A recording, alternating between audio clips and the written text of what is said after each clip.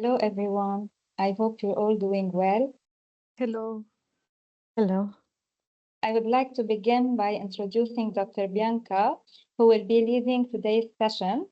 Dr. Bianca is an assistant professor at St. Paul University, Ottawa, and comes with a wealth of knowledge in the field of emotional health.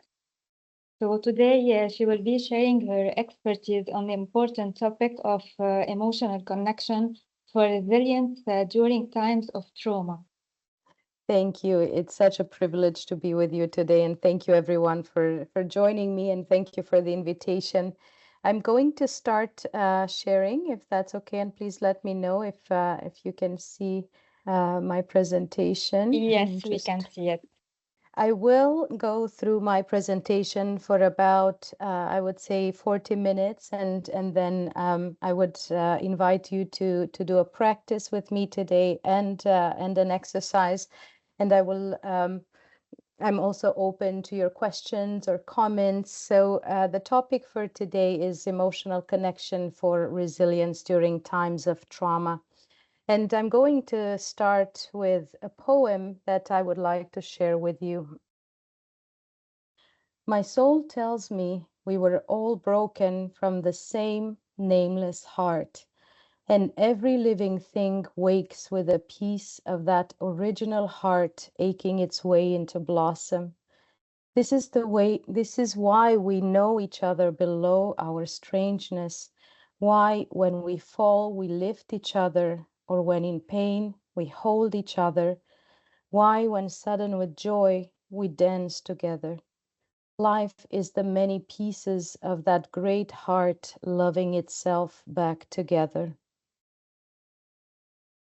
We'll just take a moment and breathe as we listen to this poem that talks about that interconnected heart of our shared humanity. And what happens with this heart is that it gets broken during times of trauma. And you may be aware of the different types of trauma. I'm going to talk more specifically today about the collective trauma, but I wanted to highlight very briefly the other types of trauma. There is the primary trauma when we experience violence or abuse ourselves, right, as a direct experience when our needs are not being met, when we are not being seen or heard for our humanity. Secondary trauma is when we witness somebody who experiences violence or abuse.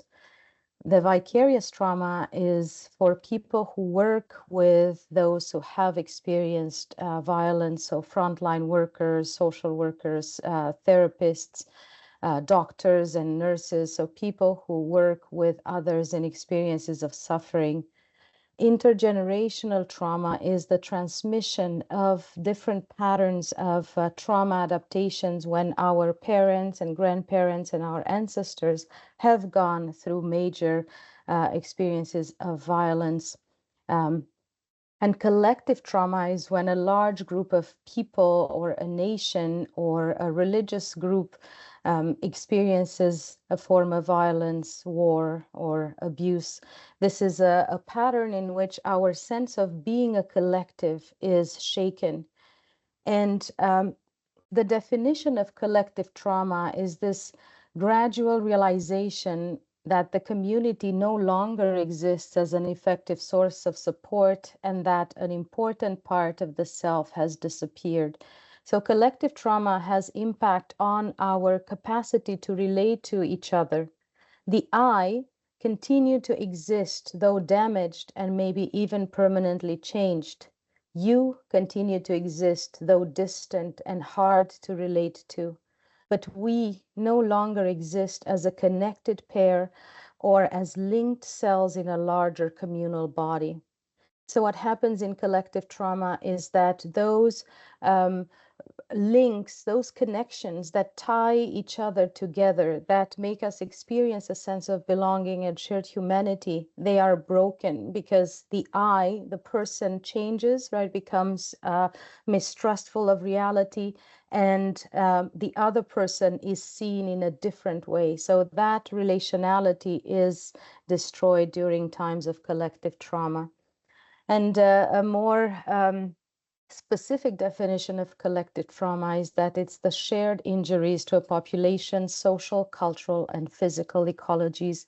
And that can happen through experiences of war, natural disasters, and other forms of violence. It's a blow to the basic tissues of social life that damages the bonds attaching people together and impairs the prevailing sense of communality. And so you can think of us existing in this larger social collective body where we feel safe, where we feel an experience of belonging. But when something happens to that collective body, then we are all shaken out of that relationality and connection that we have with one another. And collective trauma appears as the cause of natural and human-caused disasters, war, and violence, but also the cumulative effects of poverty, oppression, illness, and displacement. So it can be a sudden experience, like the experience of war or natural disaster, or it can be, and that usually happens for groups of people, when they experience enhanced stress over a long period of time, oppression or marginalization in a certain society. And what happens during these times of collective trauma is that those with fewer resources are even more severely impacted.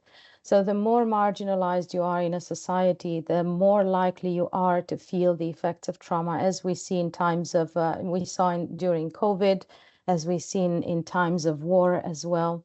And trauma undermines our emotional connection, right? So we can start from this basic idea that as human beings, we are interconnected, right? We share a deep connection with others around us based on family, based on community, based on the culture that we live in. But when we experience trauma, that emotional connection is damaged or broken.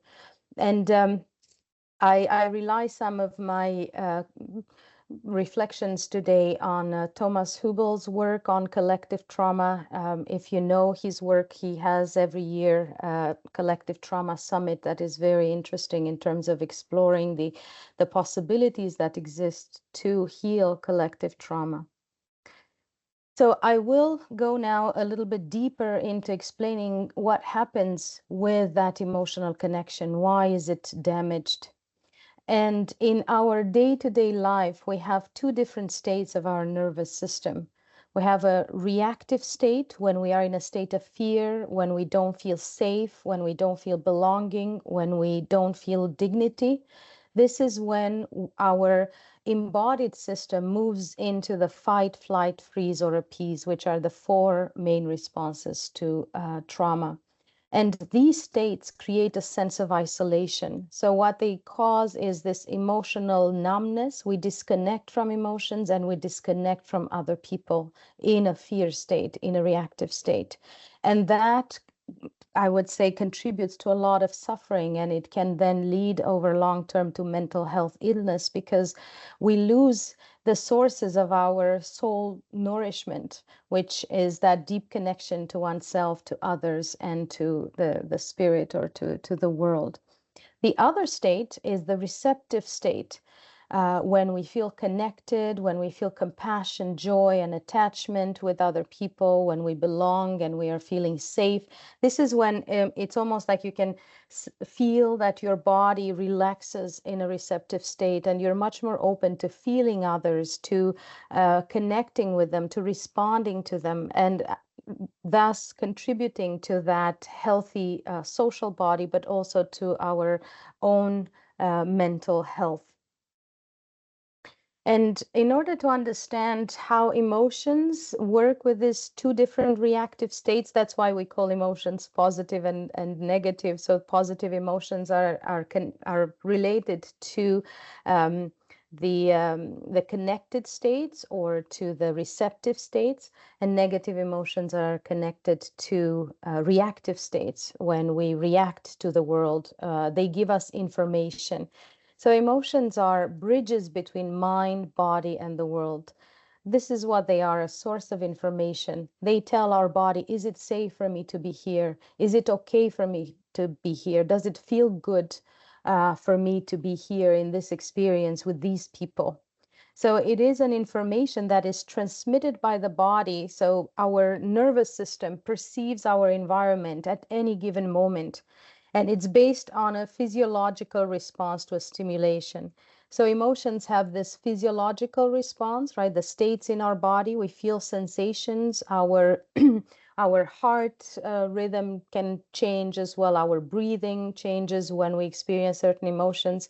And they are also associated with certain thoughts, right? We have thoughts as interpretations. We try to make sense of the world.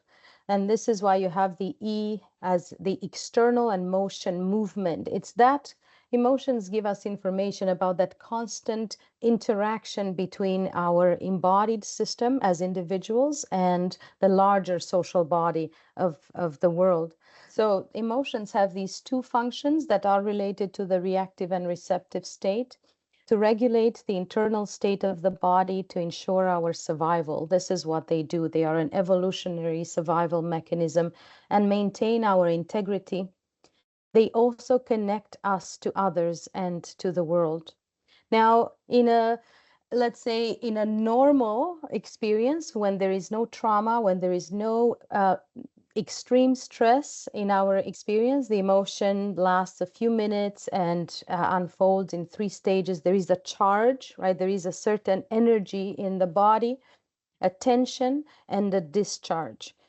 And what happens with trauma is that emotions become very strong and sometimes they don't have the opportunity to discharge. We remain with this tension in our body, with this constriction in our bodies that we cannot let go of. And emotional connection is the ground of safety and belonging. When we feel connected to others, when we feel seen by others, when we are valued, we experience a sense of safety. So we move into a receptive state when we are more open, more loving, more connected.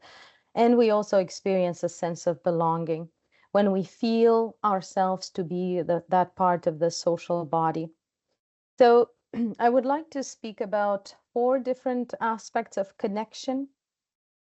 The first one is the connection to our core self, and this is when we are in touch with our bodies and our emotions. And I will explain a bit later what happens in trauma is that our emotions can be so difficult, so painful. They can put us in such an experience of suffering that our reaction is to disconnect, right? We disconnect from our bodies, we disconnect from what we feel, we numb ourselves, and it's an unconscious evolutionary mechanism. We don't consciously choose to numb ourselves and to not feel. It's just that sometimes if the emotion is too overwhelming, our nervous system shuts down and then we cannot access our emotions anymore, but we cannot access our negative and our positive emotions. So what we lose is also the capacity to connect in the trauma experience. Attachment and joy, our system is wired for attachment. That's why we feel joy in the presence of other people. We feel happiness and an experience of well-being. Empathy is a form of emotional connection with others at the level of the body. Compassion is a more spiritual definition of that connection that also includes the dimension of care for the suffering of others and wanting to respond and wanting to alleviate and reduce suffering. And another aspect is the connected consciousness. This is again a spiritual definition of our connectedness, the connection to the spirit, which can also be disrupted during times of trauma. Because when we lose trust in the world, when we feel abandoned by God or rejected by God, this is when we lose that connected consciousness. We cannot feel safe in the world. We cannot trust that the greater spirit is at our back and will support us. And this is an extremely painful, traumatic experience. So trauma work in many ways is a loving way to turn towards one another, towards each other, and towards ourselves, restoring the connections in our social body. And what happens is that we can engage in trauma work usually when the outside threat is gone. It's very difficult to engage in trauma work as trauma happens. So sometimes we need to wait and just have understanding that this is how we react. This is, we probably need to numb ourselves. But knowing that at some point when that experience of stress is gone, it's very important to return to the healing work, because otherwise we remain disconnected from our emotions and from each other. So emotional pain causes this disconnection, right? It's because trauma creates emotional pain, we become dissociated. And dissociation is one of the well-known effects of trauma. Dissociation is when it's almost like your consciousness moves out of your body a little bit, right? There is a rupture, a gap that happens there. You become less aware of your emotions and sensations, and you feel isolated from others, right? Those threads of connection that nurture our well-being get broken.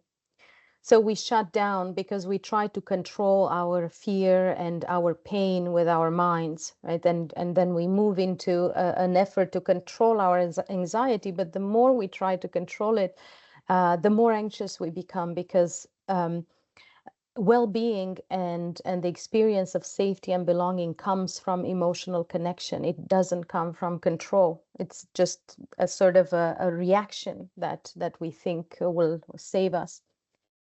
So as we become more aware of our painful emotions, this is trauma work in a way is about turning towards emotions instead of avoiding them.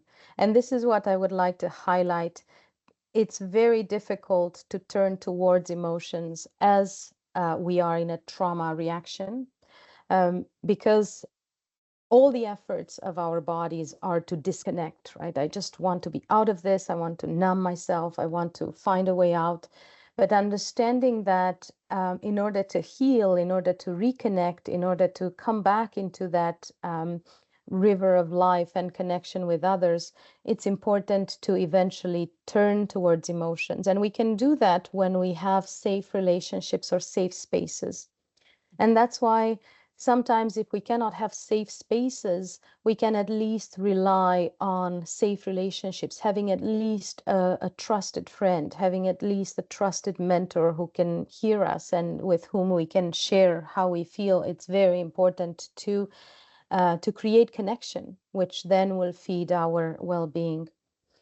And if emotions become unbearable, sometimes it's important to look for a therapeutic support, and there are many forms of support and therapy. I know that depending on the culture that you live in, sometimes it's not as readily available or accessible even.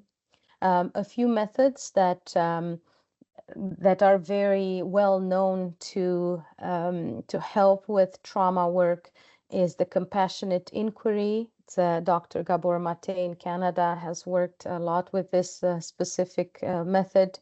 Internal family systems, when we work with our broken parts and try to move into wholeness and access our spirit.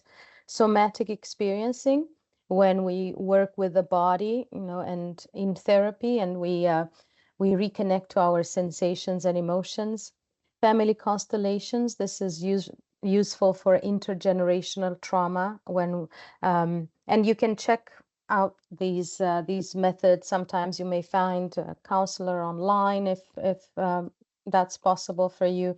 And holotropic breath work is also based on a breathing method associated with accompaniment and music that allows us to access different experiences and different emotions that we had in our life. So I will reiterate that the sense of fear and what happens in trauma is that we experience fear, but as the danger outside, let's say, disappears, our bodies may continue to be in a state of fear. And this is what leads to that disconnection and lack of well-being. and a sense of being alone and isolated. And the joy fuel, joy fuel is a nurturing for our brains, right? I would say an experience of being nourished and thriving, a sense of safety and attachment with others. So emotional connection is closely associated to resilience because, as I said, it creates those links with other people and the world that are based on trust and attachment and joy, those positive emotions. And that's why we can stop the trauma cycle and sometimes that freeze state that we enter when we are in a state of trauma by being able to express our emotional pain. And as I said before, our tendency is to repress, hide, dissociate, right, as a protection mechanism. And that is perfectly normal. And there is no stigma around that. Everybody, like all embodied systems, do that as a reaction. But what is very important is then to be able to express emotional pain and start accessing our emotions in conversations with other people and in ways that do not harm others. Right? Because sometimes what happens is when we have a trauma reaction, we become dissociated. We try to repress our anger, and then our anger may come out in these unforeseen situations when we harm our relationships. So again, if we don't work with our emotions and we constantly, try to repress them, they will impact our emotional connections with others and will feed more isolation, right? It creates this trauma repetition cycle. So resilience is also the capacity to tolerate and accept our emotions and the emotions of others. And this is what is quite difficult because it requires us to work with stress management, self-care, and to move into the value of relationality, right? To value relationships as the one of the most important source of emotional well-being. So resilience has these two important dimensions. We normally connect it to psychological individual traits, but in fact, it's also based on relationships and community support, experiences of belonging and growth that we have through our social body and rebuilding our social body. And you can see in this diagram from generative somatics that the individual is constantly nested, within these larger systems like the family and intimate network, the community, institution, the social norms, and the larger spirit. And in trauma, something breaks in that nestedness state, right? When the individual suddenly feels isolated and disconnected from these larger, connections that we have with the world.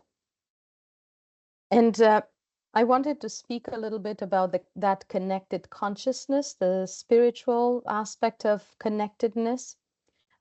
It's based on a sense that we are interconnected with others, that there is a unity between us and the larger spirit, between us and others. Connected consciousness is a defining feature of many indigenous cultures that value relationality, harmony, and balance. And in general, we see that in closely knit communities.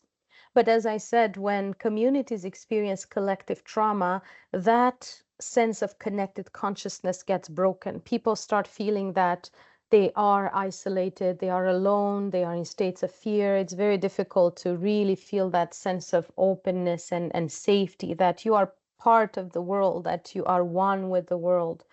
This is a non-dual common ground in many spiritual traditions, and it helps us with experiencing the world from this ecocentric, intersubjective experience, when we don't see the world just as an individual, but we move into that sense of we, the relationality. So in times of violence, what happens is that we become disconnected from that common humanity, and we revert either to our individual isolation, or sometimes we can revert to national or group consciousness, which may be important, right, for that experience of violence, but over long term, it can build these large walls, right? It can we may grasp to it if we are in pain, right? So Suffering in trauma responses is caused by the resistance to emotions that we feel in difficult experiences. And this is one of the important learnings in understanding how emotions work in trauma, is that they are too difficult, we resist them, we try to push them back, we don't cry, we don't wail, we don't, express our anger. But at the same time, we become disconnected because we try to keep these emotions down. So trauma comes from not allowing these emotions to flow through, or not having safe spaces to express these emotions. And it feeds on isolation from others. Now, a few words about empathy and compassion before we will do a compassion practice. Empathy is seeing with the eyes of another, listening with the ears of another, and feeling with the heart of another. So just in this definition, you can see that that strong interconnectedness that we have as human beings through the experience of empathy. We are able to feel what other people feel as well, not only what we as individuals feel, because we are a we, right? Because we are interconnected. And this is a feature of our common humanity. So empathy has these three different dimensions. Now, the definition of empathy is the art of stepping imaginatively into the shoes of another person, understanding their feelings and perspectives, and using that understanding to guide our actions. When we experience empathy, we don't act just, isolated and alone as individuals, but we act from that space of understanding others and belonging with others. It has three important aspects: the emotional or affective empathy, when we feel with others; the cognitive empathy, when we can imagine what other people feel by hearing their stories, when we take perspectives; and when we become concerned, right? When we see that people are in experiences of trauma or suffering, that empathy may turn into compassion. And what compassion is the state of care and concern for the suffering of others, coupled with the desire to alleviate that suffering. So first of all, we witness there is suffering here. We don't run away from it. As I said, our tendency is run away from it, right? Don't turn towards suffering. Try to avoid it. Don't see it. Don't feel it. But it requires this intentional effort of healing and valuing emotional connection and relationality in order to stay in a state of compassion. And sometimes we may cultivate compassion, as I said, just after the violence outside or the trauma outside has been reduced. And sometimes we may even access it as trauma, happens or is ongoing. Now, there are four different dimensions of compassion: that compassion for ourselves, self-compassion. And compassion for ourselves means that we allow ourselves to feel our emotions. We don't beat ourselves up for what we feel, right? We just recognize that I feel anger, I feel sadness, I feel frustration right now, I feel pain, and turning towards that and being curious about it and caring ourselves through our pain, instead of punishing ourselves even more because we feel that our pain is not justified. Compassion for our people. This is what it's, as human beings, it's much more easy to feel compassion for those who are like us, those with whom we share a certain identity or nationality. Universal compassion, it comes from that sense of connected consciousness, the fact that we are all part of the larger humanity. And we feel a sense of care and desire to alleviate the suffering of everyone. And the most difficult one is the compassion for enemies. That requires a lot of work, that requires forgiveness work, that requires time, that requires good processes. So compassion allows us to expand our moral universe, and it contributes to our personal and collective well-being, even though it's difficult. It is a relational antidote to trauma. And you can see here a diagram by Valerie Kaur. She wrote a beautiful book called See No Stranger. the revolutionary love project, in which she talks about that relation to ourselves, to others, and to the opponents or to the enemies, where in relating to ourselves, sometimes we need to breathe and be with our emotions and move through difficulty and connect to others by grieving together, by sharing our emotions, and then that longer, more difficult work of going through rage and anger against the enemies, and then being able to listen and move through forgiveness and imagining a different possibility. The effects of compassion are positive, even though, as I said, the experience of it in itself is difficult. And I like this expression of compassion, that it's about our capacity to hold somebody else's pain inside of ourselves. Like a definition from Daniel Siegel, I feel your pain and I'm able to hold that pain inside of me enough to think about how I'm going to skillfully take an action to reduce your suffering. And this is what happens, right? In order to engage with compassion, we first need to allow ourselves to feel, and we need to feel our emotions, and then we can also feel the emotions of others. What happens when we are dissociated, when we are disconnected from our bodies, it's very difficult to feel other people's emotions because we are afraid of them. We don't want to know them, and thus we maintain a state of isolation. So you can see how that work of healing and moving into well-being or health is about turning towards our own emotions, turning towards the emotions of others, being able to hold them, to witness them, and then I would say engage in practices that reduce the intensity of those emotions.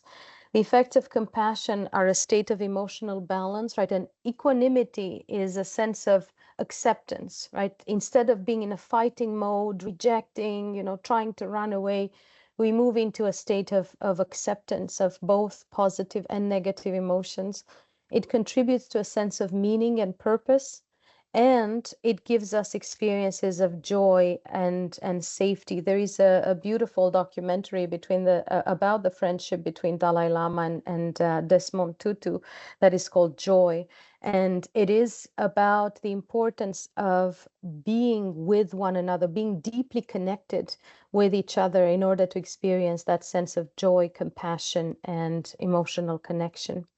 And research in psychology and psychiatry shows that there is a very close relationship between interpersonal integration, so that deep connection that we have with others, and the neural integration. Our brain functions differently when we feel connected with other people.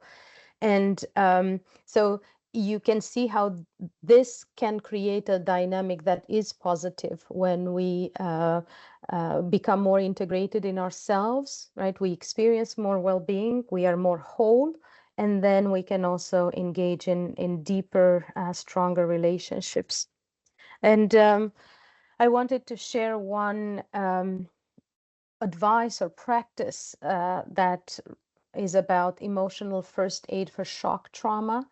So if you witness somebody going through experiences of trauma or experiencing that yourselves, which I hope you will not, just being aware that in that shock state we disconnect, right? In a shock state, our body reacts by shutting down the emotional responses and trying to maintain connection. That's why when somebody goes through an accident, for example, it's good to be near them, to touch them, to talk to them, right? Trying to maintain that connection because that keeps them in their body, right? That keeps their, sometimes you can use this image of the soul trying to escape the body when we are in a state of shock. Um, understanding that strong emotions are okay. So not trying to repress what we feel in a state of shock. And, sometimes allowing ourselves to cry, to shake, um, to be with the other person by touching, holding hands, asking them about their sensations, like, what does your hand feel right now? Do you feel your body touching the ground? So really keeping them in the body, because as I said, the tendency is to just move away from the body, its sensations and its emotions. When people are in shock, they also get very agitated by sharing their story. And instead of asking them to share their story of agitation, try to bring them more deeply into connecting them to the environment. So asking them, what did you notice? Who were you with? How did you, where was your body in that particular moment? What did you touch? What did you feel? So allowing and encouraging bodily reactions and movements, allowing, the body to shake, the person to cry, or to make sounds, to breathe.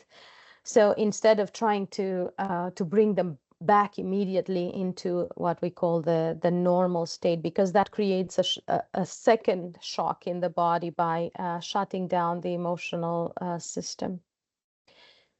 So I would like now to invite you to do a practice with me. We will do a compassion meditation practice, and then I hope that we will have time to do an embodied allyship exercise, for which I will need 3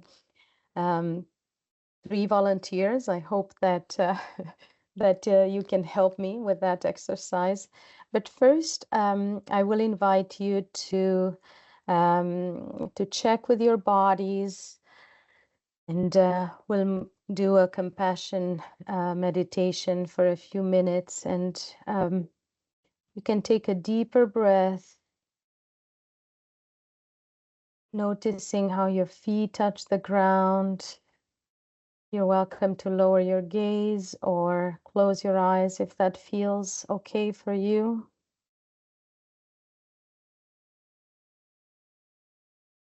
And as you breathe, I invite you to bring to mind the image of a person you truly love and care about.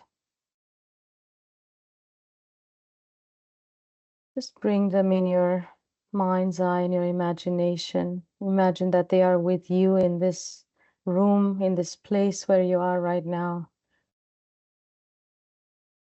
And as you look at them, please gently say in your mind these wishes.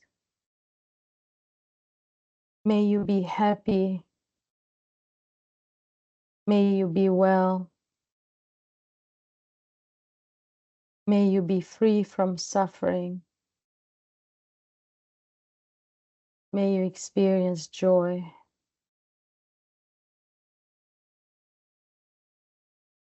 Just breathe and stay a little bit, imagining how the person would feel as they hear these wishes from you,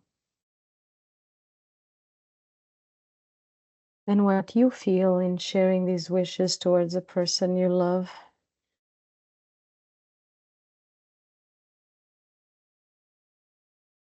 If it feels comfortable, you can also put a hand or both hands on your heart, your chest area. Then we take a deeper breath and exhale.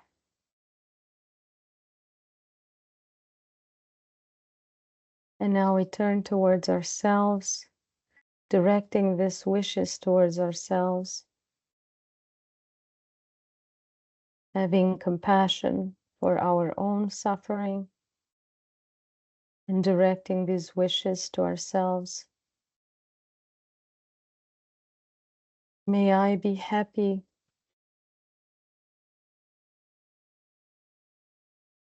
May I be well.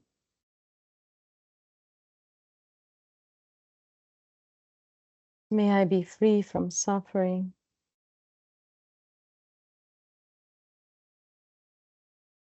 May I be in peace.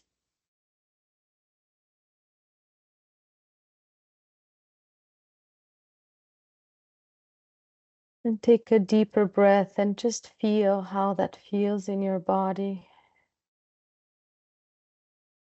If it was easy for you or not to direct these good wishes towards yourself.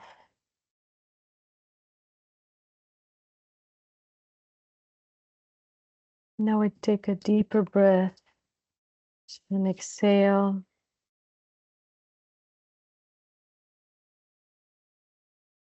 And we bring our wishes to all people experiencing suffering, to all people in the world who are now going through trauma and violence and pain.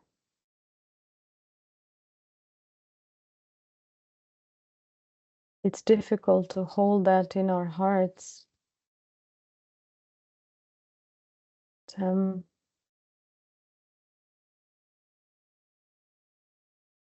Imagining these wishes for all people, for all of those experiencing suffering right now. And you can gently say these wishes towards them. May you be happy. May you be well.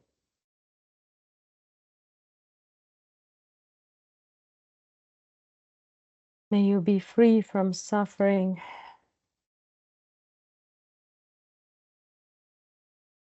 May you be in peace.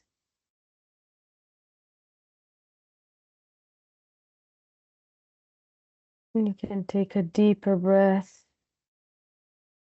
The heart may feel heavy with all the immense suffering that so many people go through right now. Just breathing and exhaling through that.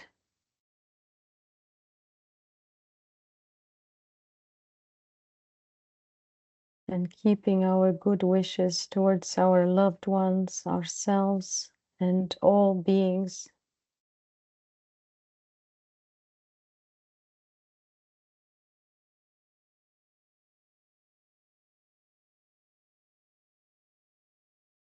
And I invite you now to take a deeper breath and exhale. You can make a bit of sound as you exhale and return to your body sensations.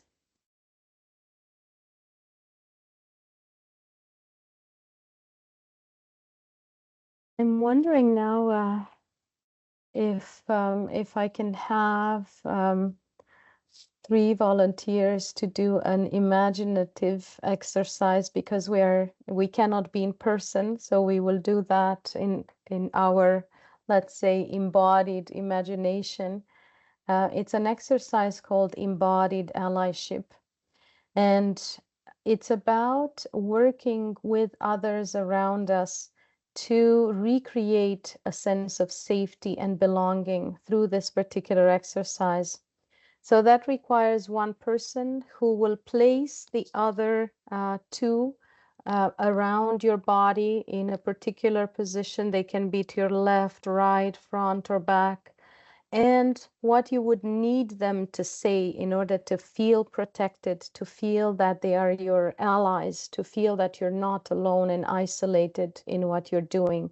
And just allowing your emotional I would say emotional system to feel that, because sometimes by feeling these positive aspects of experience, we build those neuronal connections in the brain, and we also build a sense of feeling supported and cared for, or empowered. So would it be okay to have, I know that that it's difficult to move from, and I will stop my sharing of the presentation, um, to move from this listening mode into a more experiential mode. Please feel free to put your camera on and let me know if you're okay to. I would need 3 people, 1 person to be the one experiencing this embodied allyship, and 2 being the ones who will say something to the person who does the exercise. And I will just give you an example that I did this exercise with students in my class because we work on inner development. Um, and it's about placing them, for example, if you are someone who needs encouragement, right?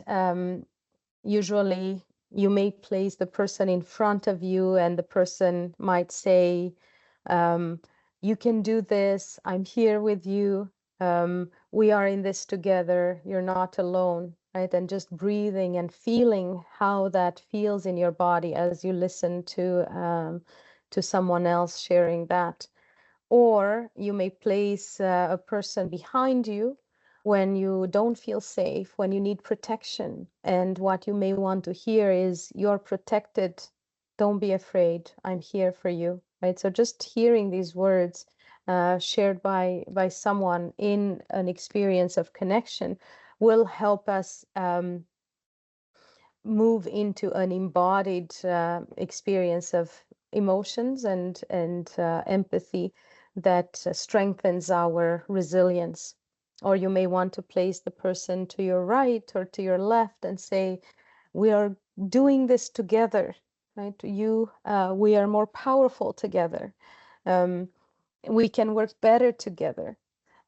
So there are so many different things that people can say in this experience of embodied allyship. But because it may be difficult for you to shift into this mode, maybe we can take the rest of our time together to see if you have questions or comments, or anything that may be important to you that you would like to share. Yes, thank you, Miriam, for sharing that. Yeah, so please feel free to ask questions. You don't have to put on your camera if you don't feel comfortable to do so, or you can write your questions in the chat. That's okay for me as well. Now, because we couldn't do this exercise of embodied allyship, I have another practice that is very simple and very powerful. And we have been doing this practice called Compassion Circle for a few years now, where as you gather with other people, you share a personal experience. It doesn't have to be of trauma. It can be an experience of, you know, when you felt a particular emotion. It can be joy, or it can be anger or sadness. But sharing that very briefly, just for a few minutes, like you're sharing a scene in your life, and asking another person to be your witness, right? To listen to you and mirroring that experience. So what we do is that we ask a person to share an experience of their life, like a scene in a movie, very concrete, right? Where you were, what happened, who you were with. So not the larger story or interpretation of your life, but very close to the experience. And the other person will mirror back. So instead of interpreting or analyzing, we'll just say, what I hear from you is that you were in that experience. This is what you did. So just summarizing, validating, repeating back what you heard. And sharing that emotion as well. I see that you felt sad in this experience. It's an amazing way to validate our emotions, right? And to feel our personal emotions in a social context, right? Where we feel that we don't have to repress them, we don't have to hide. And this is what feeds that experience of connection. And as I said, it's a very simple exercise. If I may share it with the participants, with the organizers of the wellness event, and I'm very happy to share that with you. It builds emotional resilience and a sense of deeper connection, because this is what we need as human beings. We need to feel that we are being felt. That when we are not being felt by others, and most of the time we don't feel felt, right? I like this expression of, I feel you feeling me. This is what emotional connection does. When I feel that I'm not alone in my experience. I'm not isolated. I'm not crazy. Um, And that creates a sense of safety, right? It regulates our nervous system and it moves us from a reactive state in which we feel isolated and alone into a more receptive state where we feel that someone else is open to us. You can imagine when I speak about emotional connection, I ask people to imagine the roots of the trees and how they are interconnected and how they send signals to each other. This is what we also have in our abstract social body. It's what we don't see, but what we feel all the time, right? We feel others. We sense things from their energy, from their emotional responses. We are not alone and isolated. And the more we learn how to experience that connection in a positive way, the more well-being and resilience we will experience, because it's something that feeds us, right, at an emotional or mental health level. So I see that I keep talking instead of doing an exercise. So maybe I'll just in the last minute, if you have any questions, I'm very happy to answer them. So what I hope you will take from this presentation is to understand the reactions, the emotional reactions that we have in states of trauma. They are natural. They are part of our, evolutionary response. And those reactions are to disconnect from emotions, disconnect from others, disconnect from the larger spirit. And trauma healing or moving into health and well-being is about reestablishing connection, turning towards our emotions, turning towards each other, turning towards the world, and recreating a sense of trust and compassion and um, well, I use the word love as well, because I think this is something that that so many religions share as a value and as a purpose. Thank you for your time and for leading this insightful session. We truly appreciate your expertise and the valuable knowledge you have shared with us today. Thank you so much. I see a question from Miriam. Thank you for your question, Miriam. How to keep working and growing even if we are going in a hard emotional phase.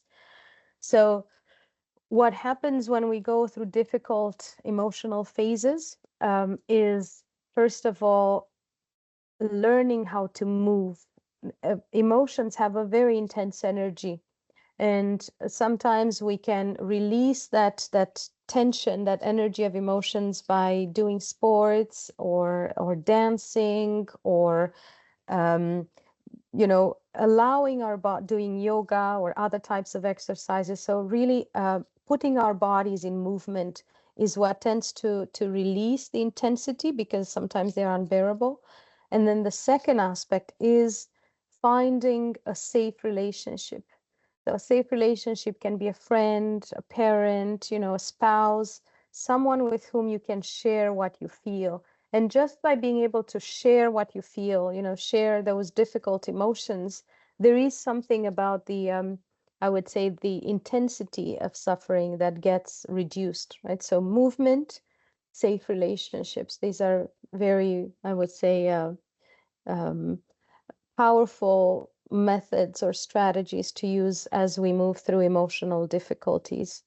Okay, so I would like to thank you all very much for being with me today. It's been such an honor to speak about emotional connection, which is a topic that's dear to my heart, and I hope it was helpful for you as well. And I wish you all, to be free from suffering, to be in peace, to experience and joy and well-being and happiness. Yes, Marie-Therese, this is a very important question, how to have compassion for enemies. It's very difficult to have compassion for the world when the world doesn't have compassion for us, because this is what violence does. It shows us that there is no compassion, there is no love. There are people who hate, there are people who commit violence, there are people who are disconnected and who want to harm us. And I would say that we cannot have compassion for enemies until we went through the healing work. So it requires a long healing work for our own suffering. If we have been traumatized, we cannot love our enemies as they traumatize us. I mean, you would have to be, I don't know, like enlightened, or it's almost not humanly possible to love your enemies as they hurt you. So as we are hurt by others, it's important to just find safe relationships, safe spaces, try to regulate our emotions by moving our bodies, journaling, speaking about what we feel. And then if we have time and space, going through trauma work, and maybe then eventually we will be able to forgive, right? And start seeing enemies as humans, right? And seeing that they are also disconnected from that larger interconnected consciousness, so that they can harm others. And that is a different form of suffering, right? It's a suffering of alienation when they lose touch with their humanity. This is the Ubuntu tradition or explanation that in Ubuntu we are all interconnected and we are part of the larger spirit. And when people harm others, those who harm, they are alienated from that greater spirit, and those who are harmed will in turn become disconnected. And that's why the important work is to constantly come back into connection when we lose it. So I don't want to keep you much longer. I really, really appreciate you being here. Thank you all so much for your presence, and thank you to the organizers for holding this space for people to be able to engage with these questions that are so important and so difficult. Thank you all very much, and take good care.